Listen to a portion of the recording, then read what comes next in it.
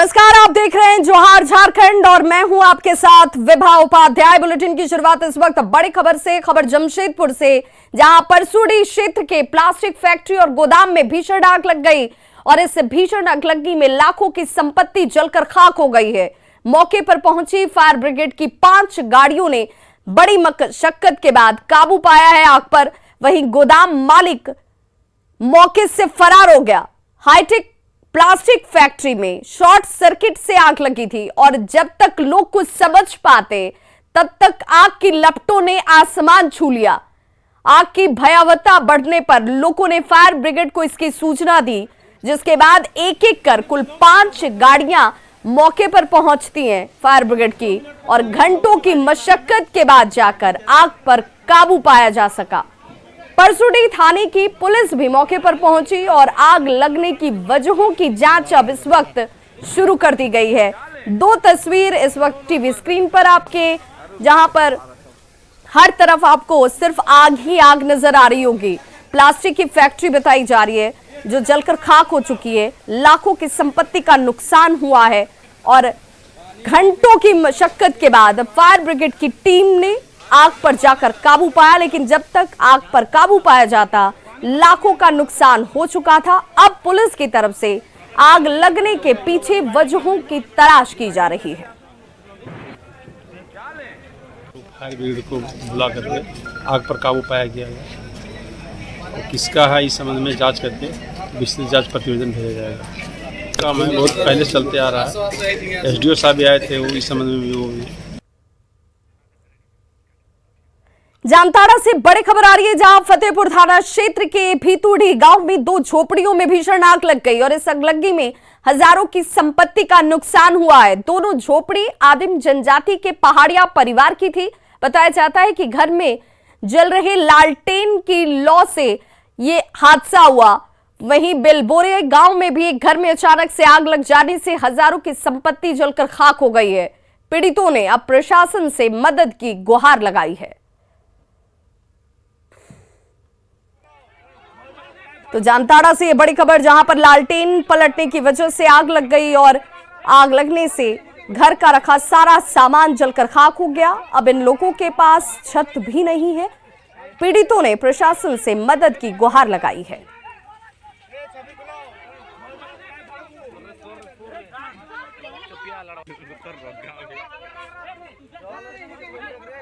तो आग में हजारों की संपत्ति खाक हो गई। लोगों ने अपने स्तर से आग पर काबू पाने की भरसक कोशिश की, लेकिन जब तक आग बुझती तब तक घर में रखा सामान जो था वो जलकर पूरी तरह से खत्म हो चुका था। बड़ी खबर कोडरमा से, जहां कोडरमा गया रेलखंड के गुरपा स्टेशन के पास भीषण रेल हादसा हुआ है, जहां कोयला लदी मालगाड़ी के 53 डिब्बे डिरेल हो गए। ब्रेक फेल होने की वजह से बताया जा रहा है कि यह हादसा हुआ है, जिसके बाद अप और डाउन लाइन पर ट्रेन का आना जाना इस वक्त ठप है। घटना की जानकारी मिलते ही रेलवे के अधिकारी मौके पर पहुंचे हुए हैं और रेस्क्यू ऑपरेशन के साथ ही ट्रेन सेवा सामान्य करने की कोशिश जारी है। कोयला लदी मालगाड़ी हजारीबाग टाउन स्टेशन से national thermal power corporation Dadri जा रही थी और इसी दौरान मालगाड़ी के 58 में से 53 डिब्बे डिरेल हो गए।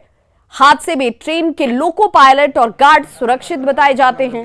मालगाड़ी के डिरेल होने से राजधानी एक्सप्रेस के साथ ही कई अन्य दूसरी ट्रेनों को विभिन्न स्टेशनों पर रोक दिया गया। वहीं रेल परिचालन सामान्य करने में अभी भी कई घंटे लगने की आशंका जाहिर की जा रही है। ये एक्सक्लूसिव तस्वीरें आप इस वक्त देख रहे हैं और संवाददाता रितेश लोहानी हमारे साथ इस वक्त ज्यादा जानकारी के साथ कोडरमा से जुड़ चुके हैं। रितेश, क्या अधिकारी अब घटनास्थल पर जो मौजूद हैं वो बता पाने की स्थिति में है कि कब तक यहां पर सामान्य स्थिति हो जाएगी? जी विभा, अभी हमारी बात धनबाद पीआरओ से हुई है और उन्होंने अभी भी बताया है कि रेस्क्यू ऑपरेशन जारी है। हालांकि कोडरमा से जो हमें सूचना मिली है कि अभी भी राहत के लिए जो क्रेन होता है वो रेल पटरी के माध्यम से तुरंत निकला ही है। वहीं यात्री भी काफी परेशान है और कोई भी अधिकारी इस मामले में पूरी तरह से कोई भी स्पष्ट करने को तैयार नहीं है कि रेल का आवागमन कब तक सामान्य रूप से होगा। रितेश, वैकल्पिक इंतजाम इस वक्त क्या किए गए हैं? क्या कोई दूसरा रूट जो डाइवर्ट कर तय किया गया हो जहां से ट्रेनें परिचालित होंगी? जी बिल्कुल, मैं बता दूं कि अभी जो सूचनाएं सामने आ रही हैं कि अब जो ट्रेनें मुख्य रूप से कोडरमा या गया को छोड़कर अगर पहले जो डाइवर्सन है वहां से डाइवर्ट की जा रही है। जैसे कि मैं बता दूं कि आपको धनबाद और आसनसोल से जो कलकत्ता की ओर से आ रही है ट्रेनें हैं उनको उधर से डाइवर्ट की जा रही है, वहीं गया से भी कई ट्रेनों को डाइवर्ट की जा रही है। जी विभा, मुख्य कौन कौन सी ट्रेनें हैं जिस पर इसका असर है, और लोगों को जो दर्शक इस वक्त देख रहे हैं उन्हें जानकारी हम दे पाएं कि इन ट्रेनों को लेकर आप घर से निकलने से पहले जरूर रेलवे से इंक्वायरी कर ले, जानकारी ले लें। जी मैं बता दूं कि सुबह में ही हम लोगों ने अपडेट किया था कि राजधानी से ज्यादा कुछ प्रभावित होने वाली थी। हालांकि राजधानी ट्रेनें तो निकल चुकी हैं। अब भी जो ट्रेनें हैं वो आसनसोल वाराणसी पैसेंजर एक्सप्रेस है, वहीं सुपर एक्सप्रेस जो हटिया पटना को जोड़ती है, ये ट्रेनें मुख्यतः हैं। और वहीं कुछ लोकल पैसेंजर्स गाड़ियां भी हैं जो कि प्रभावित हैं। लेकिन कुछ ट्रेनों को टनकुप्पा तक जो कि गुरपा से पूर्व स्टेशन पड़ता है, और कुछ स्टेशनों को कुछ ट्रेनों को ऐसो धनबाद तक लाया जा रहा है। रितेश, आखिरी सवाल, क्या कोई ट्रेन है ऐसी जिसे कैंसिल भी किया गया हो? जी बिल्कुल, अभी तक जो भी ट्रेनें जो सामने आ रही हैं उन्हें डाइवर्ट ही बताया जा रहा है या फिर शॉर्ट टर्म डाइवर्टेड बताया जा रहा है। अभी तक कोई भी रद्द करने की कोई ट्रेनें सामने नहीं आई है।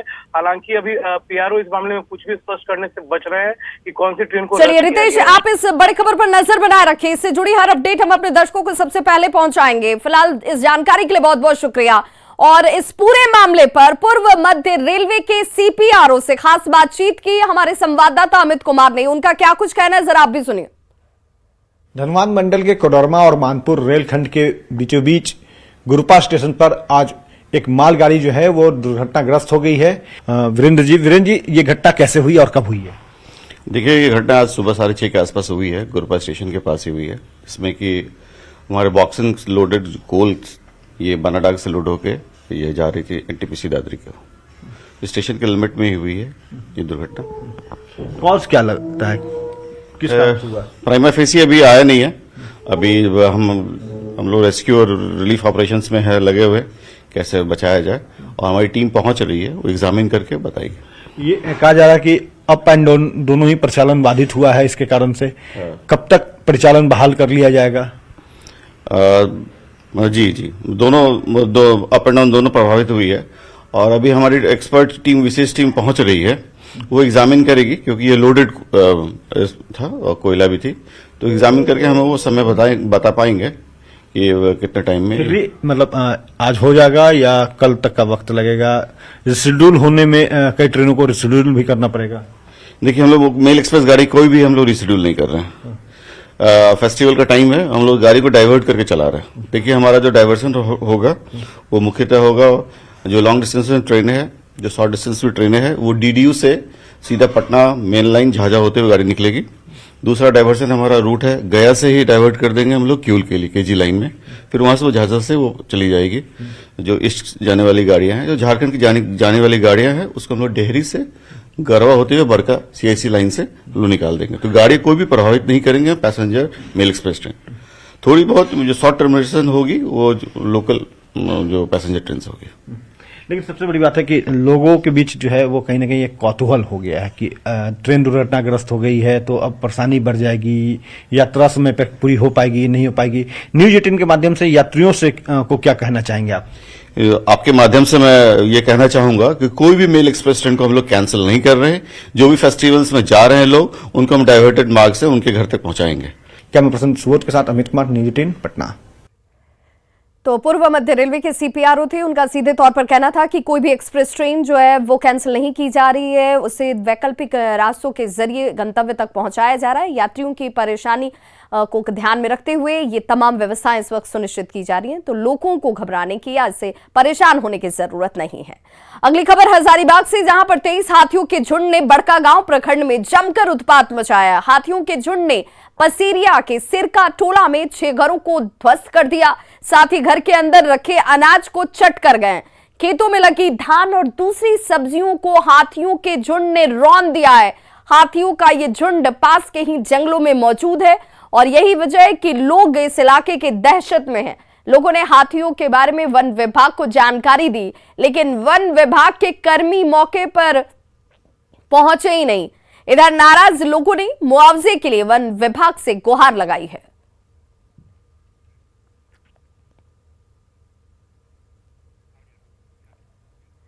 वहीं गिरिडीह के डुमरी प्रखंड में हाथियों का झुंड लगातार उत्पात मचा रहा है। कल रात डुमरी प्रखंड के पौड़ैया गांव में हाथियों के झुंड ने घर को तोड़ दिया, वहीं 2 घरों को भी नुकसान पहुंचाया है। साथ ही घर में रखे अनाज चट कर गए और घर के सामान को भी नष्ट कर दिया गया।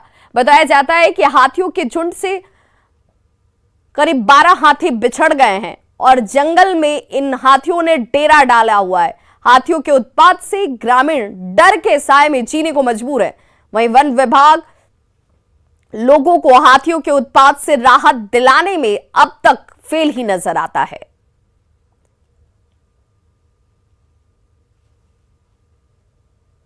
मांग कर रहे हैं हम लोग, यही चाह रहे हैं कि मतलब गरीब को मुआवजा मिल जाए पहले, है ना। उससे बात किए हैं, सर भी वन विभाग के पदाधिकारी आए हैं, राजीव रंजन जी, सब मुआयना किए हम लोग पहले, सब तैयार कर रहे हैं हम लोग उसका जो है सो। उसके बाद हम वीडियो से भी बात किए हैं। जो एक वो रुद्र मातो जो है हमारा पौड़ैया के ऊपर डाही बोलते हैं उसको, उनका जो है पूरा नुकसान हो गया। पहले पूरा कंप्लीट घर को जो बैठा दिया है, सीट डाला हुआ था, उसके लिए हमने अम्बेडकर आवास के लिए सर को बोले हैं। खबर देवघर से, जहां सड़क हादसे में 2 मासूम बच्चों की मौके पर ही मौत हो गई। मोहनपुर थाना क्षेत्र के जमुनिया मोड़ के पास की यह घटना है। मृत बच्चों की उम्र 6 साल और 3 साल बताई जा रही है। वे आपस में मौसेरे भाई लगते थे। दोनों बच्चे अपने नाना के साथ साइकिल से जमुनिया मेला देखने गए हुए थे और लौटने के दौरान तेज रफ्तार बाइक ने साइकिल में ठोकर मार दी, जिससे दोनों बच्चे घायल हो गए। एम्बुलेंस से दोनों को मोहनपुर सीएससी ले जाया गया, जहां से प्राथमिक उपचार के बाद उन्हें सदर अस्पताल भेजा गया, लेकिन सदर अस्पताल में दोनों को जांच के बाद डॉक्टरों ने मृत घोषित कर दिया। मोहनपुर पुलिस ने हादसे के बाद बाइक को जब्त कर लिया है। नवापुरा हॉस्पिटल कॉलोनी के पास जमुनिया मेला से आ रहा था लक्ष्मण राय, उसके साथ 2 नाती था और मोटरसाइकिल जो है सो देवघर से हटिया जा रहा था, जो कि लापरवाही में वो जा रहा था, जो कि वो जो है सो लक्ष्मण राय दोनों नाती के साथ साइकिल से आ रहा था और उसी में जाकर तो धक्का मार दिया। धक्का मार के तीनों जो है सो 3 जगह फेंका गया। उसी में 2 बच्चा का मौत हो गया, लक्ष्मण राय जीवित है। अगली खबर धनबाद कोयला अंचल से, जहां नाबालिग के अपहरण का मामला पुलिस ने 4 घंटे के भीतर सुलझा लिया है। साथ ही नाबालिग का सकुशल रेस्क्यू करते हुए 3 अपहरणकर्ताओं को भी धर दबोचा गया। साथ ही गाड़ी भी जब्त कर ली गई है। अगवा बच्चा साहिबगंज के 3 पहाड़ी का रहने वाला है। अपहरण की शिकायत मिलने के बाद पुलिस तुरंत एक्शन में आई और मोबाइल लोकेशन के जरिए अपहरणकर्ता का सुराग लगाया गया। इस दौरान एक अपहरणकर्ता फरार बताया जाता है और अब इसकी तलाश जारी है।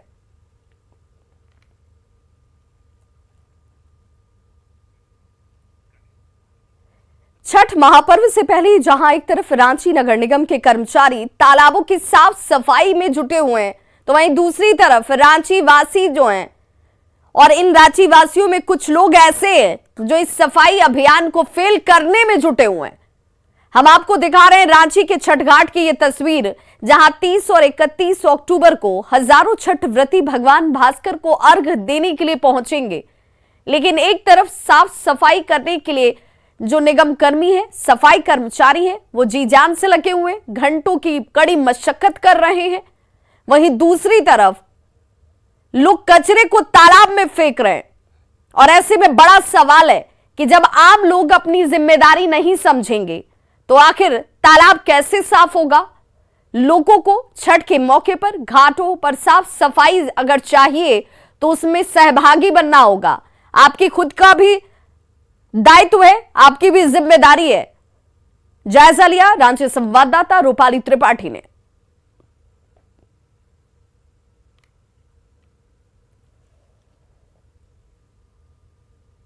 छठ महापर्व आने से पहले राजधानी रांची में नगर निगम अपना सफाई अभियान तो चला ही रही है, लेकिन इस बार लोगों में जागरूकता कम दिखाई दे रही है। सामने तस्वीरों में आप देखेंगे किस तरीके से नगर निगम की टीम जो है वो 8 घंटे से ऊपर रांची के हर एक मुख्य तालाब नदियों को लगातार साफ कर रही है, लेकिन उसी के 2 गुना स्पीड से स्थानीय लोग आकर उसी तालाब नदियों में जहां पर हजारों की संख्या में छठ व्रती जुटते हैं वहां गंदगी फेंक कर चले जा रहे हैं। गंदगी फेंकने का दूसरा जगह है, लेकिन लोग तालाब और नदियों को ही चुन रहे हैं। दीदी, अभी आप काम कर रही हैं यहाँ पर और आपके सामने अभी 4 लोग आए कचरा फेंक कर चले गए हैं। हम लोग कर लेते हैं अब तो छठ तक सफाई, लेकिन आदमी फेंकते ही रहता है, उसको कितना मना करेंगे। फेंकने का जगह दूसरा जगह बनाया हुआ, लेकिन वहाँ नहीं फेंके दूसरी जगह फेंकता है। आप लोग तो अपना काम कर ले रही हैं, सफाई कर रही हैं, बाकी का क्या? जैसे आप जो साफ कर रही हैं फिर कचरा आ जा रहा है। हाँ, आ जा रहा है, फिर अभी फेंकते ही रहेगा। अभी जब तक साफ नहीं होगा तब साफ हो जाता, तब नहीं फेंकता, तब अपना जगह फेंक देता है, बनाया हुआ रहता है वहाँ। कि जहाँ फेंकने कहते हैं वहाँ नहीं फेंकता है, दूसरा बार फेंक देता है। तो हम लोग सफाई कर्मचारी सफाई कर रहे हैं, जितना भी सफा करना है। तो कुछ बात मैसेज देंगे, आम लोग को कुछ कहेंगे, क्या करे वो लोग? उन लोग को कचरा कहाँ फेंकना चाहिए ताकि आप लोग को भी सहयोग हो? हाँ, हम लोग का एक ही जो कचरा घेरने से फेंक देगा तो अच्छा ही होगा फेंकने का, निकालने का। यहाँ वहाँ फेंक देता है तो हम लोग को भी निकालने में दिक्कत हो जाता है। बीच में फेंक दे रहे हैं आप लोग? बीच में कहाँ फेंके, सामने साफ कर रहा है तो यहीं पर फेंका ही जाता है, इसीलिए हम लोग यही जानते हैं। हाँ, थोड़ी सी गलती मानेंगे आप? मानेंगे, जब नहीं बना रहता तो बात अलग थी। साइड में बना हुआ है, फिर भी आप लोग बीच में फेंक? नहीं, यहीं पर फेंका जाता है। सफाई करने की दिक्कत नहीं बढ़ा रहे हैं आप लोग? थोड़ा सा तो है। जो हम लोग काम है वो हम लोग कर रहे हैं, मगर यहाँ का पब्लिक लोग सुधरता नहीं है, जहाँ तहाँ फेंक के चल जाता है। हम लोग तो जहाँ कुंभी बना दिए है उसमें डालना चाहिए था, फिर भी वहाँ नहीं फेंक के लोग मेन घाट पे फेंक दे रहा है। हाँ, तो उससे आप लोग की दिक्कत कैसे बढ़ रही है? तो पूरा लंबा लाइन पड़ जाता है निकालने में कचरा की। सफाई कर्मचारियों के तरफ से एक अपील है कि लोग जो है जहां पर गंदा फेंकने का जगह बनाया गया है, जहां पर कचरा घर बनाया गया है, वहां कचरा फेंके, ना कि तालाब और नदियों में लगातार कचरा फेंकते जाए। इससे इनकी भी परेशानी दोगुनी हो जाती है और सफाई कर्मचारी अपने समय अनुसार लगातार तालाब और नदियों को छठ के आने से पहले साफ सफाई में लग चुके हैं। रूपाली त्रिपाठी, न्यूज़ 18 रांची। जामताड़ा के शकरपुर गांव में ग्रामीण ने प्रेमी युगल को पकड़कर बिजली के खंभे में बांध दिया। ग्रामीणों की सूचना पर कुंडित पुलिस के जवान मौके पर पहुंचे और पुलिस के समझाने बुझाने की कोशिश शुरू हो जाती है, पर उग्र भीड़ पुलिस की बात सुनने को तैयार नहीं थी। दरअसल बनकटी गांव के फडिंग वागती और गांव की एक महिला के बीच लंबे समय से संबंध था। दोनों एक दूसरे के साथ आपत्तिजनक स्थिति में देखे गए तो ग्रामीणों का गुस्सा फूट पड़ा और दोनों की जमकर धुनाई कर दी गई। मारपीट में लहूलुहान पुरुष और महिला को कुंडित के सामुदायिक स्वास्थ्य केंद्र में भर्ती कराया गया।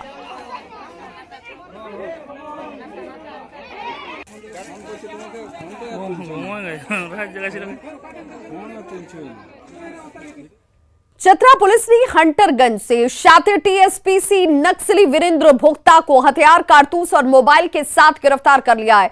टीएसपीसी के शीर्ष नेतृत्व के इशारे पर एरिया कमांडर वीरेंद्र भोक्ता झारखंड और बिहार के सीमावर्ती इलाकों में संगठन विस्तार के मिशन में जुटा हुआ था और तभी गुप्त सूचना के आधार पर चतरा पुलिस ने इसे धर दबोचा है। इससे टीएसपीसी को एक बड़ा झटका लगा है।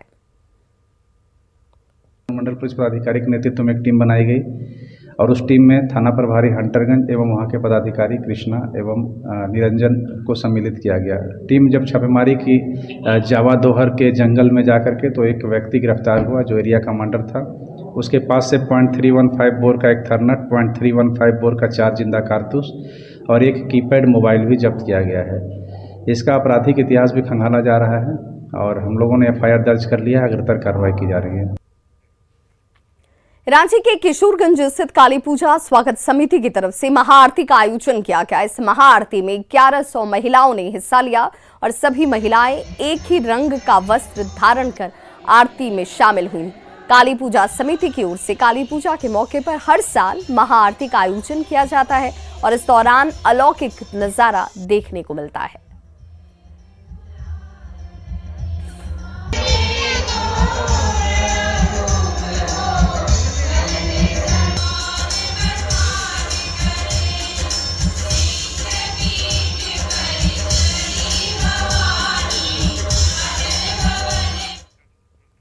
गोड्डा का कालीपीठ मशहूर सेल्फी पॉइंट बन चुका है, जहां श्रद्धालुओं के बीच सेल्फी लेने की होड़ मची हुई है। काली मंदिर समिति के सदस्यों का कहना है कि उन्हें मां काली से खास स्नेह था और इसी वजह से मंदिर की साज सज्जा कराई गई। सेल्फी पॉइंट भी बनाया गया, जहां सेल्फी के दीवाने दिल खोलकर सेल्फी खींच रहे हैं।